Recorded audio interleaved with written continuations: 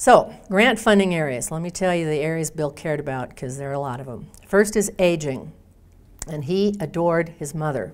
His mother was probably the single most important factor in who he became. And he watched her lose her independence and dignity as she aged, as he did. And he said, I want to help seniors age in place with dignity and independence. So we work in the aging area. Alcoholism and substance abuse. Brian mentioned Bill was an alcoholic. He was treated at the Betty Ford Center. He understood the disease very well and understood what the disease does to your companies and your employees and your families. So we do about 75% of the money we do in that area is direct treatment, and the other part is prevention, like youth prevention would be where we would work in that one.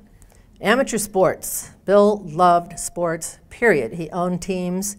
He played. I mean, Bill was 5'6". I think he thought he was 6'6" because he was right there with the basketball team. But he loved all kinds of sports, and he liked what sports teaches young people. The discipline, the teamwork, all the things that come out of the experience if they're properly coached. So in youth sports, we love Positive Coaching Alliance, who helps coaches and parents know how to behave and do the most for their kids. Disabilities is another area. Bill's sister was developmentally delayed, and so at that point in time, when someone had a mental illness, they were kind of put away someplace quietly. No one talked about them. That wasn't the Daniels family way. Dorothy was kept at home, and Mom took care of Dorothy. So Bill observed firsthand the impact it had on Dorothy's life and the impact it had on Mom's life. So he wants to help folks with disabilities have quality of life as well. Early childhood, the one we know the least about from Bill. He didn't really write much about it, but early childhood was there. And how we have interpreted early childhood is that he said, I was fortunate. I grew up in a loving family. Not all kids have that, so I want to help young people have that so they're prepared to enter kindergarten and be ready to succeed. K-12 education. Bill would not like hearing that the United States was number anything but one in anything. So the K-12 system today and the issues that we have today would drive him up a wall. So his direction was, I want education reform. It's not working, folks. He particularly liked charter schools. He liked vouchers. He liked anything that was different because he was such a believer in the free market system. So I think our portfolio of charter schools is probably 20 now. Does that sound about right? That we've helped get started, and we continue to be very interested in that area, and we continue to monitor the performance of those kids in those charters compared to the publics down the street, and we're quite pleased with that. Ethics, no surprise, after the gift he did with the University of Denver, and how many times we'd hear Bill say that his single biggest business asset was his reputation for integrity. So in our ethics area, we sat there for a couple of years and really didn't have many proposals, didn't find anybody who was doing a lot with it. So we went to the board and we said, don't think the big guy would be happy about this. Let's stir this thing up. So we ended up creating what we call the Ethics Initiative. And the Ethics Initiative involves now 11 universities. But we started out with 8 universities to begin with, and we gave them each $250,000 a year for 5 years to say, what is it that we can do that teaches young people, 1, to recognize an ethical dilemma, 2, to slow down and process through a series of values and principles to make a decision. And that has been one of the funnest things we've ever done. It's hard to work with universities, but we've grown to love them all, and we're really doing great things with it. One of the things, the first thing they did together was to establish the principles that everyone would agree on and that we would be bound by. Dale's got them up on the screen, but I'll read them for the microphone. Integrity, trust, accountability, transparency, fairness, respect, rule of law, and viability. So after our academic friends came up with these, we took them to our board and said, does this capture our guy? And everybody felt it really did. So it is now the acid test for which we do just about everything. And the second project they did together was a case competition. So we hire an outside case writer to come up with a business case that incorporates an opportunity to practice all these principles. And we have competitions with the universities, and it is just, it's amazing what they're doing. This last year, we added another event that we call the Ethics Summit.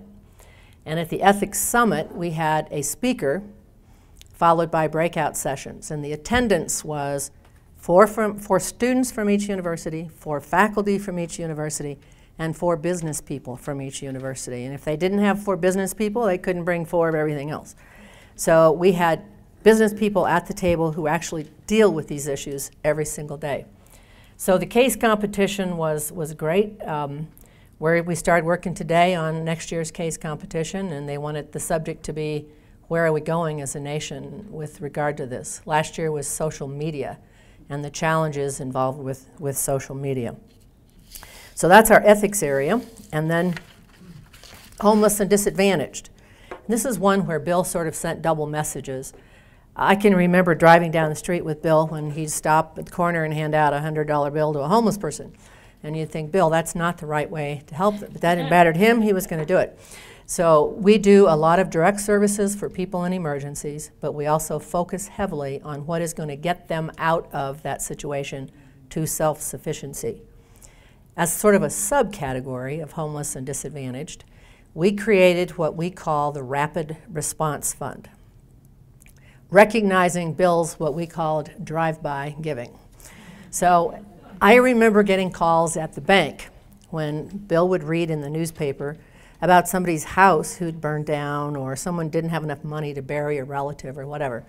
And he'd call and he'd say, did you see that story? Take them $10,000, take them $20,000, anonymous. So we were doing this quite a bit, and I just thought we were the only ones doing it because we were his bank. So when we're working on Bill's estate and we're kind of telling Bill stories, oh, he used to call me and tell me, really? So we have no idea how much of this he did, but it was a lot. And there was one letter to all of us that says, don't forget to help people when they need it most. So what we do with the Rapid Response Fund is work with some agencies, because we can't make grants to individuals, but we can work with agencies who deal with individuals every day and turn that money around in 24 hours. We do about $600,000 a year in rapid response across the states. And I think, I mean, our board is so proud of most of what we do, but I think that's the one that really touches everybody's heart, because you can just feel Bill when you're doing it. So homeless and disadvantaged, then we have youth development. Youth development is very broad. There are lots of different ways that we approach youth development. We do a lot of mentoring kind of programs. We do a lot of supplemental education programs. We love programs that teach free enterprise. We love programs that teach financial literacy, entrepreneurship, those kinds of things. I think we are probably, and this is Linda, not the foundation's position, I think we are probably a mile wide and an inch deep on this one. And that's something that I think we want to try and get focused on some more. And the 10th area, no surprise, is Young Americans Bank. So every year we do the grant to Young Americans ahead of the losses. They inject the capital and it maintains it. Young Americans now has a separate entity called the Center for Financial Education that operates all of the programs. The community supports the programs, but Bill's commitment was to fund the bank as long as it was legal to have a bank for kids. So that's kind of an interesting approach. A couple of years ago, we started looking around at New Mexico, and we said, you know, New Mexico is a state with an awful lot of needs, and are we really making much of a difference in New Mexico? New Mexico gets 10% of the payout. Wyoming gets 10% of the payout. Utah gets 5%. So are we doing the most we can do with that 10%? So while Bill directed 10%, he did not say you have to be in all 10 areas, or 9 areas. He didn't include that. So we went and spent a lot of time talking to state-level thinkers and said, what's the state's biggest issue? And in New Mexico, poverty, poverty, poverty was what we heard. Well, the only way to really address poverty long-term is education. So our focus in New Mexico is cradle-to-career educational development.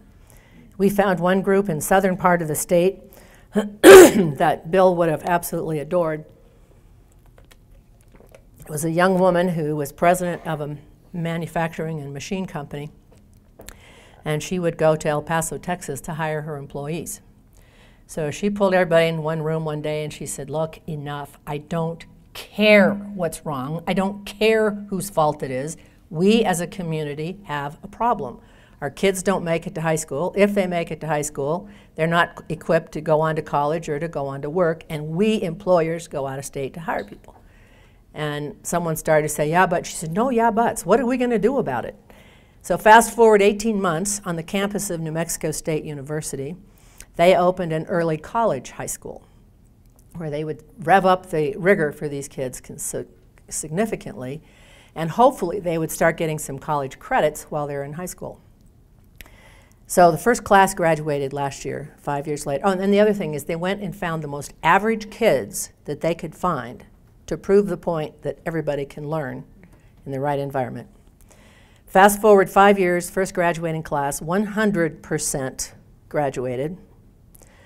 40% of those had one associate degree as well as their high school diploma.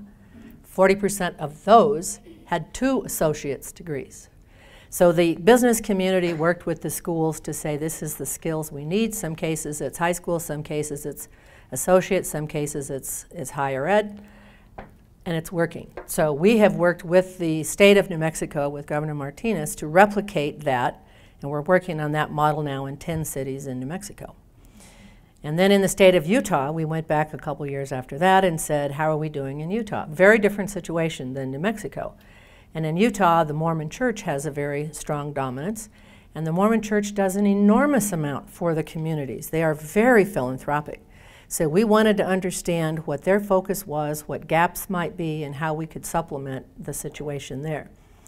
And in Utah, we're actually going to work with the United Way there and target 6 individual neighborhoods and try this deep involvement of all aspects of things in Utah. So we're very excited to see how that's going.